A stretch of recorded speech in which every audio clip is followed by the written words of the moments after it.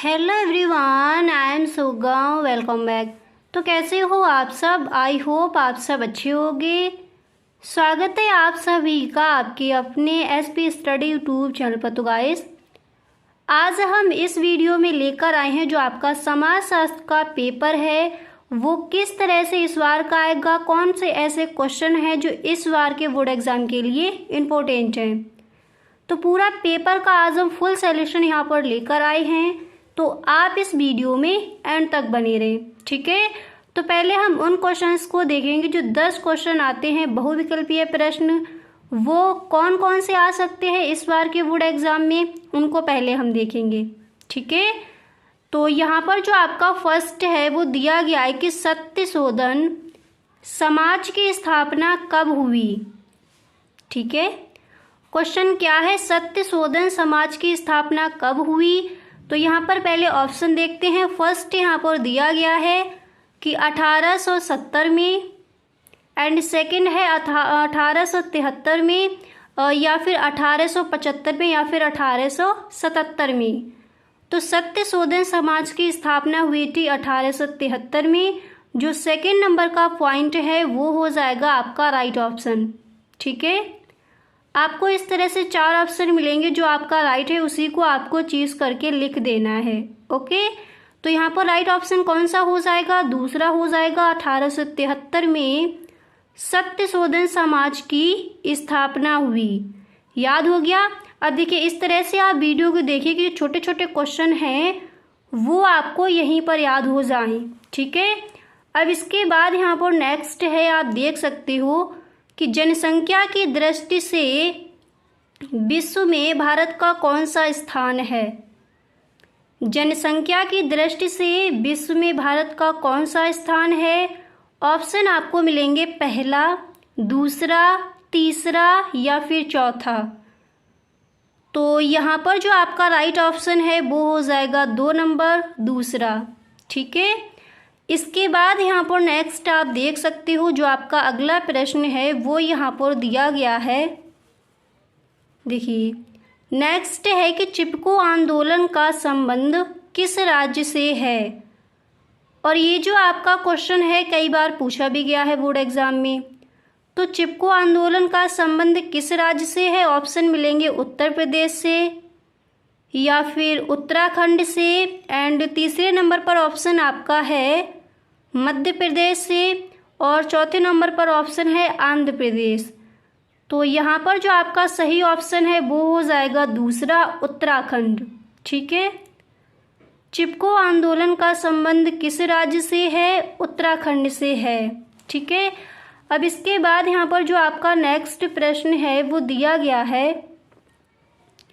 कि एक समूह के सदस्यों द्वारा दूसरे समूह के बारे में पूर्व कल्पित विचार या व्यवहार होता है, ठीक है। तो पहले ऑप्शन देखते हैं, इसके बाद बताया जाएगा कौन सा आपका राइट है। तो ऑप्शन आपको मिलेंगे अंधविश्वास, या फिर रूढ़वादिता, या फिर पूर्वाग्रह, या फिर इनमें से कोई नहीं। तो यहाँ पर जो आपका राइट ऑप्शन है वो हो जाएगा तीसरा, पूर्वाग्रह, ठीक है। एक समूह के सदस्यों द्वारा दूसरे समूह के बारे में पूर्व कल्पित विचार या व्यवहार होता है, तो वो क्या होता है? पूर्वाग्रह, ठीक है। राइट ऑप्शन हो जाएगा तीसरा। इसके बाद यहाँ पर नेक्स्ट दिया गया है, आप देख सकते हो कि हरित क्रांति का मुख्य कारक है। ऑप्शन आपको मिलेंगे उपजाऊ भूमि, वर्षा, शिक्षा, या फिर रासायनिक खाद और बीज। तो आपको पता है हरित क्रांति का मुख्य कारक क्या है। यहाँ पर ऑप्शन आपका हो जाएगा जो 4 नंबर पर दिया गया है, ये है आपका राइट ऑप्शन। रासायनिक खाद और बीज हरित क्रांति का मुख्य कारक है, ठीक है। ये जो आपका दिया गया है वो हो जाएगा राइट, क्लियर। इसके बाद यहाँ पर आप देख सकते हो अगला प्रश्न है कि राज्य क्या है। राज्य क्या है? आई होप ये आपको पता ही होगा। एक समुदाय है, या फिर एक समूह है, या फिर एक संस्था है। तो राज्य क्या है? जो आपका सही ऑप्शन है वो हो जाएगा फर्स्ट, तो राज्य एक समुदाय है। क्या है? समुदाय। ठीक है। इसके बाद यहाँ पर आप देख सकते हो नेक्स्ट आपका दिया गया है। अगला प्रश्न है, यहाँ पर आप देख सकते हो कि परंपराओं को त्याग कर नए विचारों को ग्रहण करना कहलाता है। क्या कहलाता है? आधुनिकीकरण या फिर समाजीकरण। तो यहाँ पर जो आपका राइट ऑप्शन है वो हो जाएगा फर्स्ट, आधुनिकीकरण। ठीक है। परंपराओं को त्याग कर नए विचार को ग्रहण करना क्या कहलाता है? आधुनिकीकरण। ठीक है। तो ये वाला जो ऑप्शन है वो हो जाएगा राइट। अब इसके बाद नेक्स्ट देखते हैं। तो यहाँ पर आप देख सकते हो नेक्स्ट है कि जनसंख्या वृद्धि के सिद्धांत से कौन संबंधित है। ऑप्शन आपको मिलेंगे माल्थस या फिर सोरोकिन या फिर वेबर या फिर आपका जो नेक्स्ट है वो दिया गया है टॉनीस। तो यहाँ पर जो राइट ऑप्शन है वो हो जाएगा फर्स्ट नंबर, माल्थस। ठीक है। जनसंख्या वृद्धि के विकास से कौन संबंधित है? तो माल्थस। ठीक है। इसके बाद यहाँ पर राइट है आपका, आप देख सकते हो, सॉरी नेक्स्ट है यहाँ पर कि भारतीय पुनर्जागरण का पिता किसे कहा जाता है। ऑप्शन मिलेंगे रविंद्रनाथ टैगोर को, महात्मा गांधी को या फिर राजा राम मोहन राय। तो भारतीय पुनर्जागरण का पिता किसे कहा जाता है? यहाँ पर आपका राइट ऑप्शन हो जाएगा 3 नंबर, राजा राम मोहन राय को भारतीय पुनर्जागरण का पिता कहा जाता है। क्लियर। इसके बाद यहाँ पर आप देख सकते हो अगला प्रश्न आपका दिया गया है, ऑप्शन भी है साथ में ही कि प्रिंसिपल ऑफ सोशियोलॉजी के लेखक कौन है। प्रिंसिपल ऑफ सोशियोलॉजी के लेखक कौन है? ऑप्शन हमें यहाँ पर दिए गए हर्बर्ट स्पेंसर या फिर ऑरगवर्न या फिर दुर्खीम। तो आपको पता है कौन से हैं? जो आपका फर्स्ट नंबर पर ऑप्शन है वो हो जाएगा राइट ऑप्शन, हर्बर्ट स्पेंसर। ठीक है। प्रिंसिपल ऑफ सोशियोलॉजी के लेखक कौन है? Herbert Spencer. क्लियर। तो जो आपके 10 क्वेश्चन थे जो फर्स्ट में पूछे जाते हैं वो मैंने यहाँ पर आपको बता दिए। ओके। अब आगे चलते हैं। तो जो आपका फर्स्ट क्वेश्चन है वो यहाँ पर दिया गया है कि अक्षमता से क्या आशय है। ठीक है। हाँ, तो यहाँ पर जो आपका पहला प्रश्न है वो है कि अक्षमता से क्या आशय है। पहले हम यहाँ पर देखेंगे अतिलग उत्तरीय प्रश्न। ठीक है। तो अक्षमता से क्या आशय है, इसका आंसर देखते हैं। तो आंसर है कि अक्षमता का अर्थ किसी भी कार्य को ना कर पाने की क्षमता है, अर्थात कोई व्यक्ति शारीरिक रूप से असमर्थ हो सकता है या सामाजिक रूप से भी असमर्थ हो सकता है। तो अक्षमता से क्या आशय है, समझ आ गया। ठीक है। अक्षमता का अर्थ है किसी भी कार्य को ना कर पाने की क्षमता, अर्थात कोई व्यक्ति शारीरिक रूप से असमर्थ हो सकता है या सामाजिक रूप से भी असमर्थ हो सकता है। ठीक है। तो ये हो जाएगा इसका आंसर। अब इसके बाद यहाँ पर नेक्स्ट है कि क्षेत्रवाद का क्या अर्थ है। क्षेत्रवाद का क्या अर्थ है, ये जो क्वेश्चन है कई बार बोर्ड एग्जाम में आज किया गया है, तो इसका आंसर देखते हैं। तो क्षेत्रवाद की अवधारणा का प्रयोग संकुचित और विस्तृत दोनों रूपों में किया जाता है। संकुचित रूप में इसका प्रयोग स्थानीय हितों के प्रति विशेष लगाव और विस्तृत रूप में केंद्र के प्रति आंदोलन को इंगित करने के लिए किया जाता है। ठीक है। क्षेत्रवाद का क्या अर्थ है, एक बार दोबारा से देखिए। क्षेत्रवाद की अवधारणा का प्रयोग संकुचित और विस्तृत दोनों रूपों में किया जा सकता है। संकुचित रूप में इसका प्रयोग स्थानीय हितों के प्रति विशेष लगाव और विस्तृत रूप में केंद्र के प्रति आंदोलन को इंगित करने के लिए किया जाता है। ठीक है। उसी को हम कहते हैं क्षेत्रवाद। क्लियर। अब इसके बाद अगला प्रश्न देखते हैं। अब यहाँ पर आप हेडविग हिट के अनुसार भी इसकी डेफिनेशन देख लीजिए कि क्षेत्रवाद आखिर है क्या। ओके, उसके बाद हम नेक्स्ट देखेंगे। तो सामान्य रूप से क्षेत्रवाद को उग्र केंद्रीकरण के विरुद्ध प्रतिक्रियात्मक आंदोलन के रूप में परिभाषित किया जा सकता है। ये किसने कहा है? हेडविग हिट के अनुसार। ठीक है, तो इन्होंने कहा है कि सामान्य रूप से क्षेत्रवाद को उग्र केंद्रीकरण के विरुद्ध प्रतिक्रियात्मक आंदोलन के रूप में परिभाषित किया जा सकता है।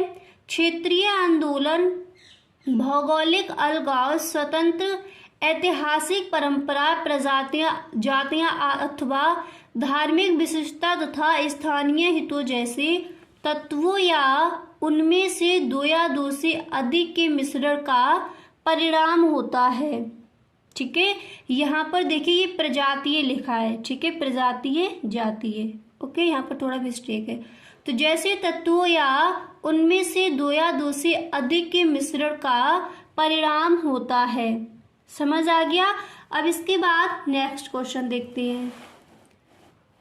अब यहाँ पर जो आपका अगला प्रश्न है तो आप देख सकते हो दिया गया है कि समाज के अल्पसंख्यक वर्ग से क्या आशय है। ओके, इसका आंसर देखिए। और ये जो प्रश्न है कई बार पूछा भी गया है। तो अल्पसंख्यक वर्ग का निर्धारण समाज की कुल जनसंख्या में वर्ग या समूह की स्थिति के आधार पर होता है। जिन समूहों का कुल जनसंख्या में न्यून प्रतिनिधित्व है उन समूहों को अल्पसंख्यक वर्ग कहा जाता है। समझ आ गया। अल्पसंख्यक वर्ग का निर्धारण समाज की कुल जनसंख्या में वर्ग या समूह की स्थिति के आधार पर होता है। जिन समूहों का कुल जनसंख्या में न्यून प्रतिनिधित्व है उन समूहों को अल्पसंख्यक वर्ग कहा जाता है। ठीक है, इसके बाद देखिए आपको लिखना है कि व्यवहारिक रूप से समाज में जिस धर्म या जाति के सदस्यों की संख्या बहुत कम है वे अल्पसंख्यक हैं। ठीक है, तो आई होप आपको समझ आ गया होगा कि समाज के अल्पसंख्यक वर्ग से क्या आशय है। क्लियर। अब इसके बाद यहाँ पर आप देख सकते हो जो अगला प्रश्न है वो दिया गया है। नेक्स्ट प्रश्न है कि 2011 की जनसंख्या में भारत की नगरीय और ग्रामीण जनसंख्या कितनी है। ठीक है, ये क्वेश्चन आपका अतिलघु उत्तरीय प्रश्न में इस बार पूछा जा सकता है। तो इसका आंसर हो जाएगा 2011 की जनगणना में 31.8% जनसंख्या नगरीय तथा 8.2% जनसंख्या ग्रामीण है। ठीक है, इस तरह से आप इस प्रश्न का आंसर लिखोगे। याद हो गया। और इसके बाद यहाँ पर नेक्स्ट आपका दिया गया है कि अनुसूचित जातियों की दो प्रमुख समस्याएं बताइए। अनुसूचित जातियों की दो प्रमुख समस्याएं बताइए। तो देखिए इनकी जो दो समस्याएं हैं वो कौन कौन सी हैं। तो अनुसूचित जातियों की दो मुख्य समस्याएं हैं। फर्स्ट आपको यहाँ पर लिखना है कि अनेक प्रकार के प्रतिबंधों की समस्या। ठीक है, एंड सेकंड आप लिखोगे कि आर्थिक अवसरों की समस्या। समझ आ गया। और 2011 की जनसंख्या में भारत की नगरीय और ग्रामीण जनसंख्या कितनी है।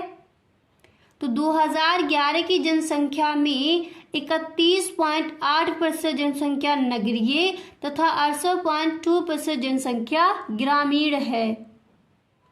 अनुसूचित जातियों की प्रमुख समस्याएं कौन कौन सी हैं। तो अनुसूचित जातियों की दो मुख्य समस्याएं हैं। अनेक प्रकार के प्रतिबंधों की समस्या, आर्थिक अवसरों की समस्या। ठीक है, अब इसके बाद यहाँ पर आप देख सकते हो अगला प्रश्न है आपका कि सांस्कृतिक विविधता से क्या आशय है। सांस्कृतिक विविधता से क्या आशय है, इसका आंसर देखते हैं। तो सांस्कृतिक विविधता से आशय उस स्थिति से है जब किसी देश या क्षेत्र में एक ही समय पर अनेक सांस्कृतिक विशेषताएं पाई जाती हैं। सांस्कृतिक विविधता से आशय उस स्थिति से है जब किसी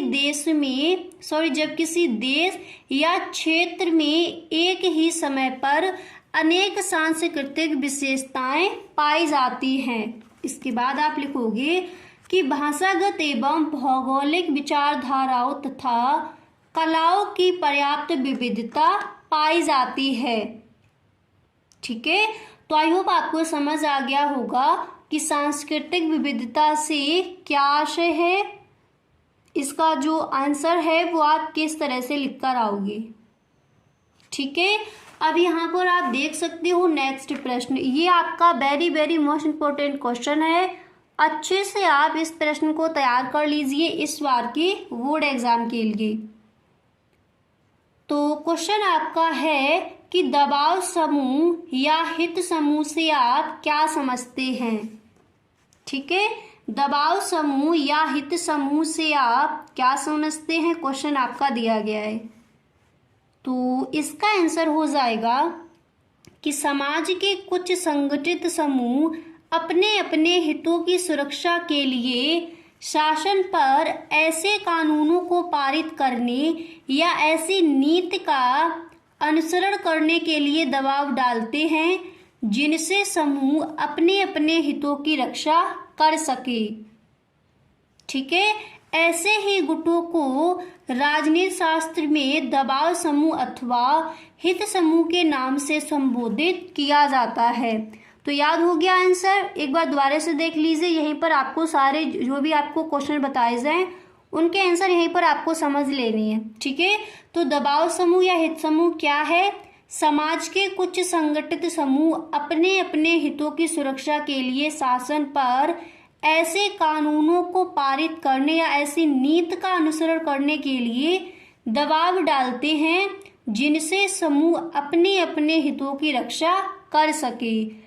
ऐसे ही गुटों को राजनीति शास्त्र में दबाव समूह अथवा हित समूह के नाम से संबोधित किया जाता है। ठीक है, इस तरह से आप इस क्वेश्चन का आंसर लिखकर आओगे। इसके बाद नेक्स्ट यहाँ पर जो आपका प्रश्न है वो दिया गया है, आप देख सकते हो कि प्रजनन दर से क्या आशय है। ठीक है, तो इसका आंसर हो जाएगा कि जनसंख्या की स्थिति को समझने के लिए प्रजनन दर को भी ज्ञात किया जाता है। प्रजनन दर से आशय बच्चे पैदा कर सकने की आयु अवधि में संबंधित। ठीक है, प्रति हजार स्त्रियों की, इसके बाद आप लिखोगे प्रति हजार स्त्रियों की इकाई के पीछे जीवित जन्मे बच्चों की संख्या से है। बच्चे पैदा करने की अवधि सामान्य रूप से स्त्री की 15 वर्ष से 49 वर्ष की आयु अवधि को माना जाता है। इसी को हम कहते हैं प्रजनन दर। ठीक है, इसके बाद यहाँ पर अगला प्रश्न आपका दिया गया है, ये भी आपका very very most important question है। अच्छे से इसको आप तैयार कर लेंगे। ठीक है, तो प्रश्न आपका क्या है कि राष्ट्र से आप क्या समझते हैं। तो देखते हैं इसका आंसर क्या हो जाएगा। तो राष्ट्र से आशय जनसंख्या के उस समूह से है जो अपने आप को एक समुदाय के रूप में प्रस्तुत करता है तथा अनेक साझा विशिष्टताओं पर आधारित होता है। इस प्रकार की मुख्य विशेषताएं हैं। इसके बाद आप लिखोगे कि सामान्य भाषा, एक निश्चित भौगोलिक स्थिति, इतिहास, धर्म, प्रजाति तथा राजनीतिक आकांक्षाएं। ठीक है, तो राष्ट्र से आप क्या समझते हैं। आई होप इसका आंसर आपको अच्छे से समझ आ गया होगा।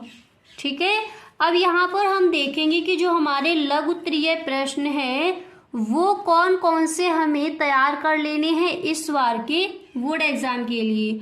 तो यहाँ पर आप देख सकते हो फर्स्ट आपका जो क्वेश्चन है वो यहाँ पर दिया गया है कि अदृश्य हाथ से क्या तात्पर्य है। प्रश्न क्या है कि अदृश्य हाथ से क्या तात्पर्य है। तो एडम स्मिथ के अनुसार देखते हैं कि इन्होंने अदृश्य हाथ की परिभाषा किस तरह से बताई है।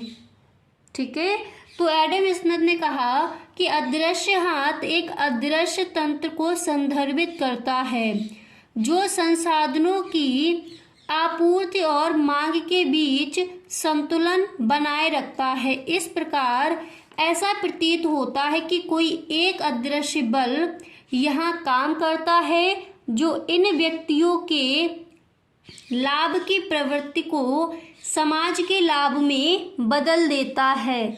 ठीक है, तो आई होप आपको समझ आ गया होगा कि अदृश्य हाथ क्या है। क्लियर। अब इसके बाद यहाँ पर आप देख सकते हो अगला प्रश्न क्या है। तो नेक्स्ट क्वेश्चन यहाँ पर आपका दिया गया है, आप देख सकते हो। अगला प्रश्न यहाँ पर है कि सामाजिक परिवर्तन और सामाजिक आंदोलन में अंतर स्पष्ट कीजिए। सामाजिक परिवर्तन और सामाजिक आंदोलन में अंतर स्पष्ट कीजिए। ओके, तो देखिए इसका आंसर क्या हो जाएगा। तो इस प्रश्न का आंसर होगा कि सामाजिक परिवर्तन तथा सामाजिक आंदोलन में निश्चित रूप से एक संबंध होता है। ओके, परंतु ये दोनों संकल्पनाएं अलग अलग हैं। इन दोनों में निम्नलिखित अंतर पाए जाते हैं। फिर इस तरह से आपको लिखना, फर्स्ट पॉइंट डालना है, फिर आप लिखोगे कि सामाजिक परिवर्तन का कोई तत्कालिक एवं स्पष्ट, इसके बाद आपको लिखना है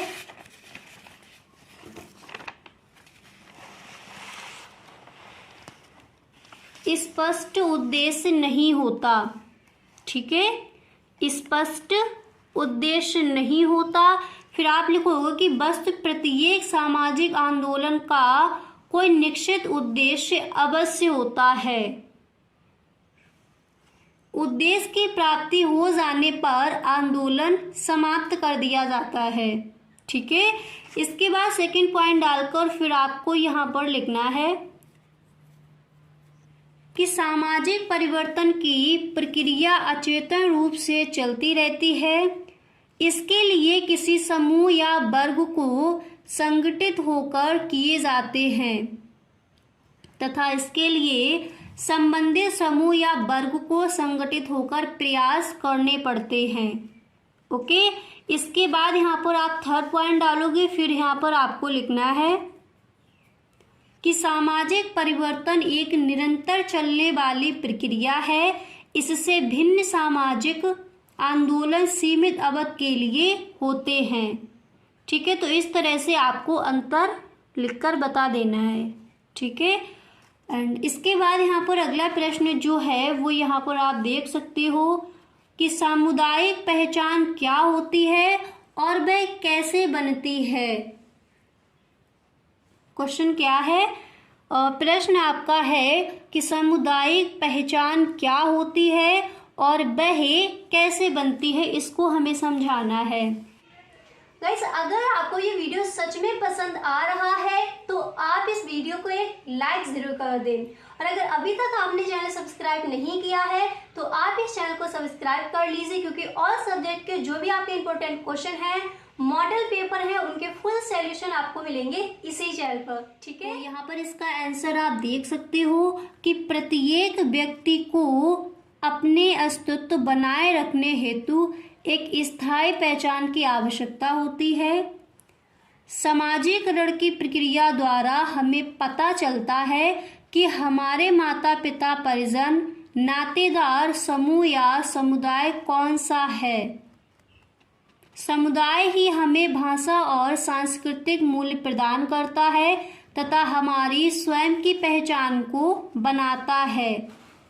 ठीक है, इसके बाद आप लिखोगे कि सामुदायिक पहचान जन्म तथा संबंधित होने के भाव पर आधारित होती है।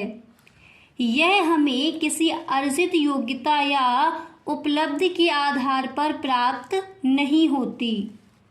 क्लियर। फिर इसके बाद आप लिखोगे जिस समुदाय में हमने जन्म लिया है उसकी सदस्यता हमें जन्म से ही मिल जाती है तथा वह हमारी पहचान बन जाता है। परिवारों, धार्मिक अथवा क्षेत्रीय समुदायों की सदस्यता के लिए कोई योग्यता एवं कुशलता की आवश्यकता होती है और ना ही किसी प्रकार की परीक्षा पास करनी पड़ती है। ठीक है, तो आई होप आपको इस प्रश्न का आंसर समझ आ गया होगा कि सामुदायिक पहचान क्या होती है और वह कैसे बनती है। ठीक है, इस प्रश्न का आंसर आपको अच्छे से क्लियर हो गया होगा। अब इसके बाद हम देखेंगे जो हमारा नेक्स्ट क्वेश्चन है वो क्या है। अब इसके बाद यहाँ पर आप देख सकते हो जो आपका नेक्स्ट क्वेश्चन है तो वो यहाँ पर दिया गया है अगला प्रश्न कि हित समूह प्रकारशील लोकतंत्र के अभिन्न अंग हैं, चर्चा कीजिए। ठीक है, कई बार बोर्ड एग्जाम में आज किया गया है तो इस प्रश्न का भी आंसर आपको सही ढंग से याद कर लेना है। ठीक है, हित समूह प्रकारशील लोकतंत्र के अभिन्न अंग हैं, चर्चा कीजिए। तो देखते हैं इसका आंसर क्या हो जाएगा। तो इसका आंसर हो जाएगा कि किसी भी लोकतांत्रिक देश में हित समूहों का विशेष महत्व होता है और राजनीतिक दल हित समूह के मुद्दों को उठाते हैं ताकि वे उनका समर्थन कर सकें। यदि किसी हित समूह को लगता है कि उसके हित की बात नहीं की जा रही है तो वह एक अलग राजनीतिक दल बना लेता है। ठीक है, इस तरह से आप लिखोगे तो वह अलग अपना एक राजनीतिक दल बना लेता है। हित समूह राजनीतिक क्षेत्र में कुछ निश्चित हितों को पूरा करने के लिए बनाए जाते हैं। इसके बाद आप लिखोगे उनका उद्देश्य वैधानिक अंगों के सदस्यों का समर्थन प्राप्त करना है। बिना हित समूहों के एक प्रकारात्मक लोकतंत्र की कल्पना नहीं की जा सकती। तो हित समूह प्रकारशील लोकतंत्र के अभिन्न अंग हैं, इस पर आपको चर्चा करनी है। तो इस तरह से आप इस प्रश्न का आंसर लिख कर आओगे। क्लियर हो गया अच्छे से। अब यहाँ पर जो आपका नेक्स्ट प्रश्न है उसको देखते हैं। अगला प्रश्न है कि अस्पृश्यता क्या है। कई बार क्वेश्चन बोर्ड एग्जाम में आस्क भी किया गया है। तो अस्पृश्यता क्या है इसको समझते हैं। तो आप इस प्रश्न का आंसर इस तरह से लिखोगे कि अस्पृश्यता जाति व्यवस्था का एक अत्यंत घृणित एवं दूषित पहलू है जो धार्मिक एवं कर्मकांडीय दृष्टि से शुद्धता एवं अशुद्धता के पैमाने पर सबसे निम्न जातियों के सदस्यों के विरुद्ध अत्यंत कठोर सामाजिक नियोक्ताओं का विधान करता है। अस्पृश्य अर्थात अछूत माने जाने वाली जातियों का जाति सोपान या अधिक्रम में कोई स्थान ही नहीं रहा है। उन्हें इतना शुद्ध एवं अपवित्र माना जाता रहा है कि उनके जरा छू जाने से ही अन्य सभी जातियों के सदस्य अशुद्ध हो जाते हैं। ठीक है, तो अस्पृश्यता क्या है समझ आ गया। इस तरह से आप इस प्रश्न का आंसर लिखकर आओगे। क्लियर। अब इसके बाद नेक्स्ट देखते हैं। इसके बाद नेक्स्ट प्रश्न है कि प्रतिवेदन किसे कहते हैं। प्रतिवेदन किसे कहते हैं। तो इसका आंसर हो जाएगा कि वैज्ञानिक पद्धति का अंतिम चरण प्रतिवेदन तैयार करना है। प्रतिवेदन को इसलिए महत्वपूर्ण स्थान दिया जाता है क्योंकि इससे अन्य सभी चरणों का संपूर्ण विवरण दिया जाता है। विवरण इस प्रकार से दिया जाता है ताकि इसे पढ़ने वाले लेखक, फिर इसके आगे आप लिखोगे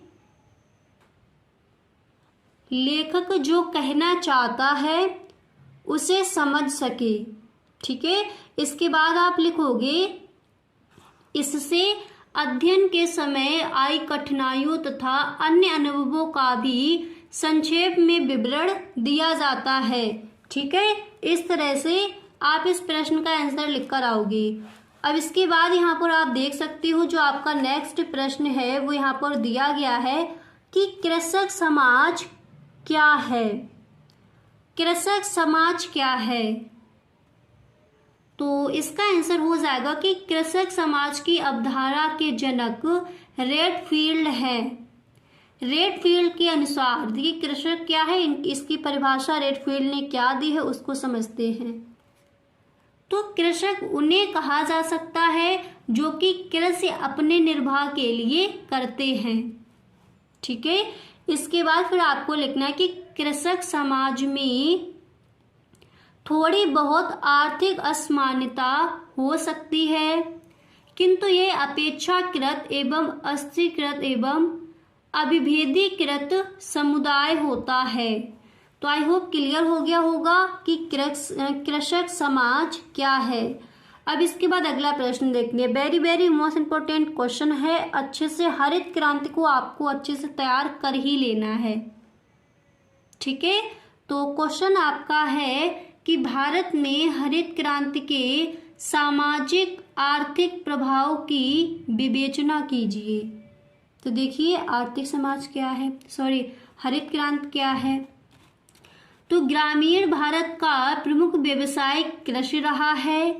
यह कृषि भी जीवन यापन के रूप में की जाती रही है, परंतु नवीन ज्ञान व तकनीक के द्वारा खेती एक व्यवसाय के रूप में विकसित होने लगी है।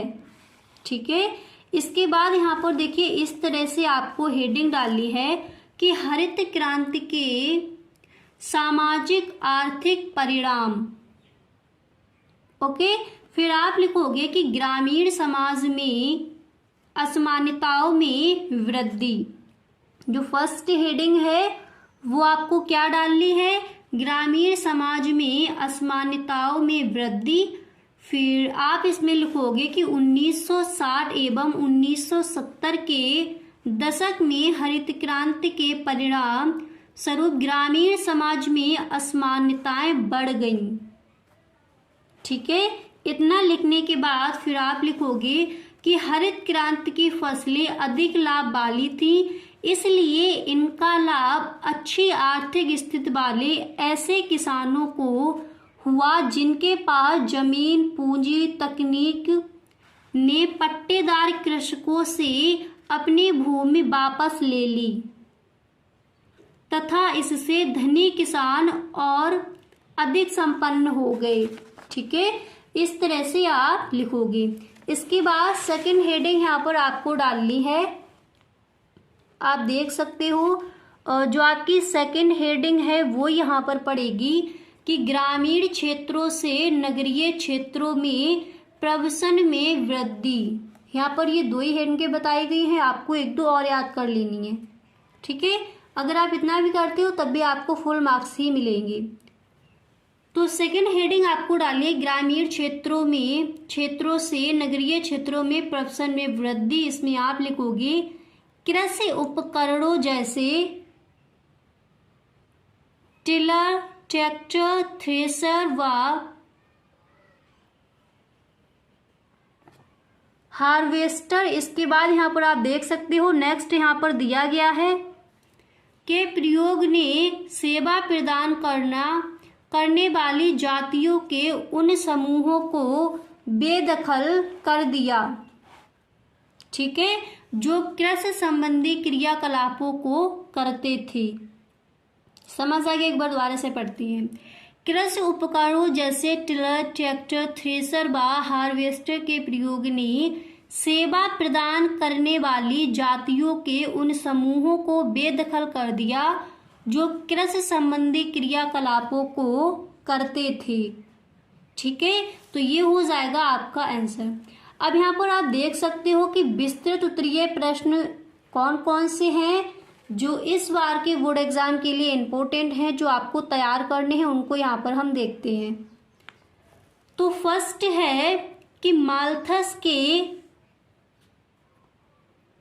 यहाँ पर दिया गया है कि माल्थस के जनसंख्या सिद्धांत की विवेचना कीजिए। ठीक है, इसको आप तैयार करेंगे। नेक्स्ट है कि सामाजिक परिवर्तन में भारतीय संविधान की भूमिका की विवेचना कीजिए। अब यहाँ पर देखिए, जो आपका ये दिया गया कि माल्थस के जनसंख्या सिद्धांत की विवेचना, ये आपका इस बार के बोर्ड एग्जाम के लिए very very most important question है। अच्छे से इसको आप तैयार कर लेंगे कि माल्थस के जनसंख्या सिद्धांत की विवेचना कीजिए। ठीक है, इसके बाद नेक्स्ट है सामाजिक परिवर्तन में भारतीय संविधान की भूमिका की विवेचना। एंड इसके बाद यहाँ पर आप देख सकते हो नेक्स्ट है कि औद्योगिकरण और नगरीकरण का परस्पर संबंध है, विचार कीजिए। ठीक है, विस्तृत में आप इसको तैयार कर लेंगे। इसके बाद नेक्स्ट यहाँ पर दिया गया है प्रश्न आपका कि भारत में भूमि सुधारों का संक्षिप्त विवेचन कीजिए। इसके बाद अगला प्रश्न है कि भारत में दहेज प्रथा के कारण एवं परिणामों की व्याख्या कीजिए। जितने भी क्वेश्चन यहाँ पर आपको बताए जा रहे हैं, सारे क्वेश्चन आपके बोर्ड एग्जाम के लिए इम्पोर्टेंट हैं। इन सारे प्रश्नों के जो आंसर हैं वो आप अच्छे से तैयार कर लीजिए। ठीक है, इसके बाद नेक्स्ट यहाँ पर है, आप देख सकते हो कि सामाजिक आंदोलन की प्रमुख विशेषताओं का भी उल्लेख कीजिए। इसको आप तैयार करेंगे। एंड नेक्स्ट यहाँ पर है कि जातीय विषमता को दूर करने के लिए अपनाई गई कुछ नीतियों का वर्णन कीजिए। प्रश्न क्या है? जातीय विषमता को दूर करने के लिए अपनाई गई कुछ नीतियों का वर्णन कीजिए। इसको आप तैयार करेंगे। एंड इसके बाद यहाँ पर देखिए, इन सारे क्वेश्चंस को आप तैयार कर लीजिए। ठीक है, अब यहाँ पर देखिए, जो भी आपके इम्पोर्टेंट क्वेश्चन थे वो मैंने यहाँ पर आपको बता दिए इस बार के बोर्ड एग्जाम के लिए। तो गाइस, अगर सच में आपको वीडियो पसंद आया है तो please tell me in the comment box. और गाइस, इसी तरह से आपको कौन से सब्जेक्ट के जो इम्पोर्टेंट क्वेश्चन है वो आपको चाहिए, वो आप हमें कमेंट बॉक्स में ज़रूर बताएं। अगर सच में वीडियो पसंद आया है तो इस वीडियो को आप एक लाइक ज़रूर कर दें। Okay, thank you so much.